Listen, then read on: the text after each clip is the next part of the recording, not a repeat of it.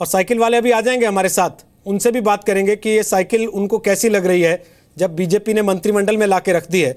उससे पहले प्रदीप जैन, मैं आपसे पूछना चाहता हूं, आप जैसे नेता हैं, यूपी में कांग्रेस के पास, केंद्र में मंत्री भी रह चुके हैं, फिर भी जब जब चुनाव आता है कांग्रेस में यही बात क्यों सुनाई देने लगती है कि प्रियंका जी को लाया जाए, प्रियंका जी को लाया जाए?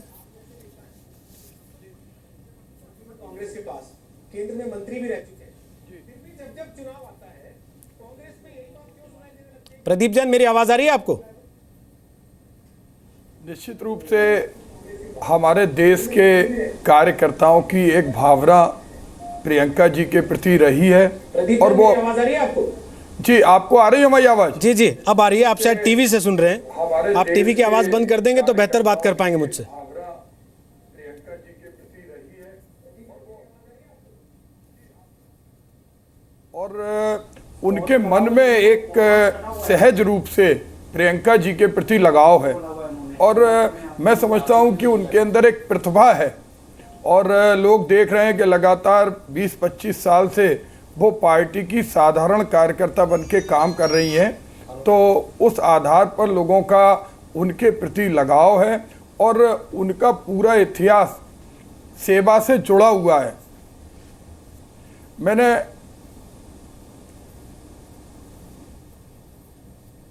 बोलिए बोलिए, आप पूरी कीजिए अपनी बात। भाई, आपको आवाज आ रही? जी बिल्कुल आ रही है, सुन रहे हैं सब आपको। आज पूरे देश के अंदर अगर लोगों का लगाव है तो वो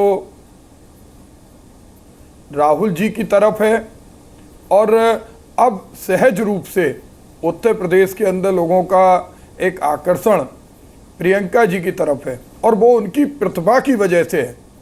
उनके अंदर जो प्रतिभा है वो प्रतिभा आज हम देखते हैं भारतीय जनता पार्टी में प्रतिभा को कहीं सम्मान नहीं है। हमारे संबित पात्रा जी, मैं समझता था, मुझे इतना दुख हो रहा है कि उन्हें मंत्रिमंडल में कोई स्थान नहीं मिला, वो राज्यसभा के सदस्य नहीं बने। इतने पुरजोर ढंग से पार्टी की वकालत करते हैं लेकिन उनकी प्रतिभा का कोई सम्मान नहीं है। कांग्रेस ने हमेशा प्रतिभा का सम्मान किया।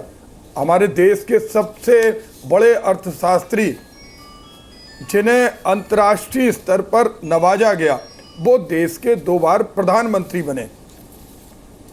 आज प्रतिभा का सम्मान कांग्रेस पार्टी के अंदर है। भारतीय जनता पार्टी में सिर्फ जो वोटों की राजनीति करते हैं, जो देश को बांटने का काम करते हैं, उनको स्थान दिया जाता। आज हम देख रहे हैं, आपके टीवी स्क्रीन पे देख रहे हैं कि इनके सहयोगी गठबंधन अभी तो विस्तार ही नहीं हुआ, पहले से ही शिवसेना नाराज हो गई क्योंकि इनका जो बंटवारा है वो बंटवारा ठीक ढंग से नहीं है।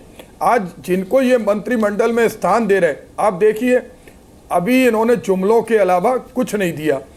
2 साल में इन्होंने मिनिमम गवर्नमेंट और मैक्सिमम गवर्नेंस की बात की थी। पहले इनके केवल 45 मंत्री थे, फिर 6 महीने बाद इनका रीसफल हुआ, फिर उसके पश्चात एक रीसफल कल होने जा रहा, लेकिन अच्छे दिन आने वाले नहीं हैं। और यूपी में तो इन्होंने कुछ भी नहीं किया।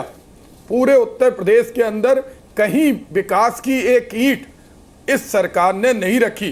जिस उत्तर प्रदेश से सबसे ज़्यादा सांसद इन्होंने लिए, उस प्रदेश के अंदर दंगे कराने के अलावा इस सरकार ने कुछ नहीं किया। और इस मंत्रिमंडल के विस्तार से भी ये किसी को भी सामने रख लें, कुछ होने वाला नहीं है। उत्तर प्रदेश क्या, पूरे देश की जनता ने इन्हें पहचान लिया है। आपने पिछले चुनाव में देखा था कि 500 से ज़्यादा विधानसभा की सीट में इनके प्रत्याशियों की जमानतें जब्त हुई थी क्योंकि जुमलों से देश चलने वाला नहीं है। प्रदीप और जैन, मैं संबित जी से कहना चाहूंगा, अगर आप ही के गणित से जाऊं, प्रियंका या राहुल फोबिया है। अगर आप ही के गणित से जाऊं तो इस हिसाब से तो फिर कांग्रेस पर यूपी बीजेपी के अध्यक्ष की बात सही साबित हो जानी चाहिए, क्योंकि आपकी तो सरकार ही नहीं रही है, आपको तो मौका ही नहीं मिला यूपी के लिए कुछ करने का, अगर जनता ने इसी आधार पर वोट देना है तो। और दूसरा, आप कह रहे हैं कि प्रियंका वाड्रा के लिए बड़ी तेजी से लोगों की भावनाएं उबाल मार रही, तो राहुल गांधी के लिए वो भावनाएं ठंडी पड़ गई हैं क्या आप लोगों की? नहीं पड़ी, नहीं पड़ी। आप बताइए, अगर नरेंद्र मोदी प्रधानमंत्री हैं और अमित शाह अध्यक्ष हैं या इस पार्टी में संबित पात्रा प्रवक्ता हैं और दूसरे और इनके प्रवक्ता हैं, अनेकांत है हमारे देश में। भारतीय जनता पार्टी को तो प्रियंका और राहुल से फोबिया है। उठते बैठते सोते जागते जब इन्हें मौका मिलता है ये केवल राहुल जी का नाम जपते हैं। इस फोबिया से इनका भला होने वाला नहीं है। लोग चाहते हैं उनके खाते में 15 लाख कब आएंगे, महंगाई कब कम होगी, हिंदू मुस्लिम में भाईचारा कब बढ़ेगा, लोगों को बिजली कब मिलेगी, लोगों को रोजगार कब मिलेगा। आज नहीं, निश्चित रूप से कितने भी मंत्रिमंडल के विस्तार कर लें, आप बताएं उत्तर प्रदेश के अंदर एक भी इकाई स्थापित हुई? आज बनारस जो आदर्श ग्राम लिए, उन आदर्श ग्रामों में पानी नहीं है। बुंदेलखंड के अंदर 1360 किसानों ने आत्महत्या की, प्रधानमंत्री जी नहीं गए। संबित पात्रा जी बहुत अच्छे व्यक्ति हैं, मैं चाहता हूं कि कभी उस पर भी बोलें। प्रियंका फोबिया या राहुल फोबिया से देश का कुछ भला होने वाला नहीं है। हमारे प्रधानमंत्री जी का एक विशेष अधिकार है मंत्रिमंडल का विस्तार, वो करना चाहिए।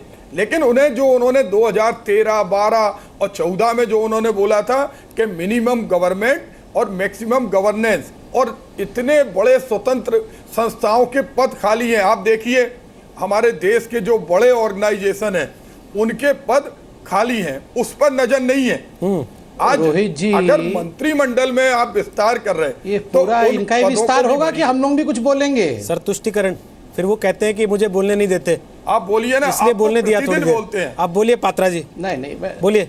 हाँ नहीं, आपके विचारों का पूरा विस्तार हो गया हो तो मैं थोड़ा सा संक्षेप आप जवाब दे दीजिए। वो तो कह रहे हैं आपको ना मंत्री बनाया ना राज्यसभा में भेजा, आप इतनी बैटिंग करते हैं आप टीवी पे।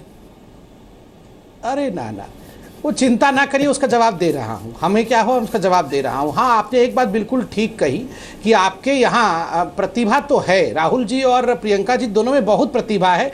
एक ही प्रतिभा चाहिए कांग्रेस में, गांधी नाम अटैच होना चाहिए, वो अटैच्ड है, वो प्रतिभा है। हमारे यहाँ दरी बिछाने वाला अध्यक्ष बनता है, चाय बेचने वाला प्रधानमंत्री बनता है। इसलिए चिंता ना करिए, हम लोग लगातार किस प्रकार से पार्टी के कार्यकर्ता के रूप में काम करते हैं बिना किसी आशा के, वो आप लोग समझ नहीं सकते हैं। उसको समझने के लिए जो आपने कहा ना, प्रियंका गांधी बड़ा सेवा भाव से काम कर रही है, ये ऐसा जब बार बार मत कहिएगा, लोगों को बहुत हंसी आती है। ये प्रियंका गांधी और राहुल गांधी सेवा भाव से काम कर रहे हैं, ऐसा बार बार, खुद देखिए आप ही हंस रहे हैं, ऐसा बार बार कहना उचित नहीं है। दूसरी बात देखिए, मैं मजाक मत सोचिएगा, मगर ये जो आप प्रियंका गांधी जी एक सेकंड सर, मैं बीच सर थोड़े दिन तो फोबिया में रहने दीजिए, मुझे बोलने तो दीजिए। जहां तक फोबिया का सवाल है प्रियंका और राहुल से, वो तो आपकी पार्टी में है। हम तो प्रसन्न हैं कि आपके पार्टी में ऐसे प्रतिभावान नेता हैं, राहुल जैसी और प्रियंका जी जैसे और वाड्रा जी जैसे ऐसे महान नेता आपके पार्टी में हैं। हमें प्रसन्नता है। फोबिया किसको है ये पूरी दुनिया जानती है। देखिए कहावत है हिंदी में कि बंद मुट्ठी लाख की, खुली मुट्ठी खाक की। राहुल जी जब नए नए राजनीति में आए थे ना, इसी प्रकार मुस्कुरा मुस्कुरा कर प्रदीप जी, आप और बाकी तमाम प्रवक्ता खुश खुश से बोल रहे थे अब राहुल जी आ गए हैं, हमारा तो तारणहार आ गए हैं।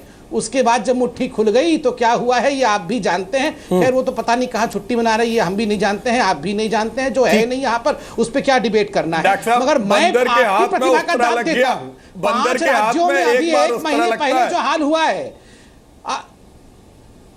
कहा है आपका 500 प्रत्याशियों की जमानत जब्त हुई। हम एक राज्य आप जीते, एक हम जीते। छोड़ दीजिए नहीं, छोड़ दीजिए। आज अब हमें बंदर बोल रहे हैं, किसी दिन प्रियंका गांधी भुखलाए हुए चूहे बोल रही थी। याद रखिए, बंदर भी हम हनुमान हैं और चूहे भी हम गणेश जी के चूहे हैं। यह बंदर और चूहा हमें कहना बंद कर दीजिए। हम बंदर हैं, हनुमान जी के रूप में बंदर हैं, और भारत तो माता हमारी राम है, ऐसे बंदर हैं। तो इस बंदर से डरिए। बंदरों को मारने की अनुमति केंद्र सरकार क्यों दे रही है? हाथियों को मारने की अनुमति क्यों दे रही है? प्लीज, अगर बंदर को भगवान मानते हैं तो नील गाय और बंदर को मारने की अनुमति आप लोग अगर ये तय करके आते हैं अपने पार्टी दफ्तर से, कहां से नील गाय आ गया बीच में? हम मुद्दे के अलावा सब चीजों पे बात करेंगे, तो सर मैं इस बात की इजाजत आप लोगों को नहीं दे सकता। प्लीज, बंदर मारने के लिए आपको फिर बुलाऊंगा। प्रदीप जैन जिस दिन बुलाया था उस दिन खूब बंदर पकड़ा है आपकी पार्टी के लोगों ने, इसलिए थोड़ा रुक के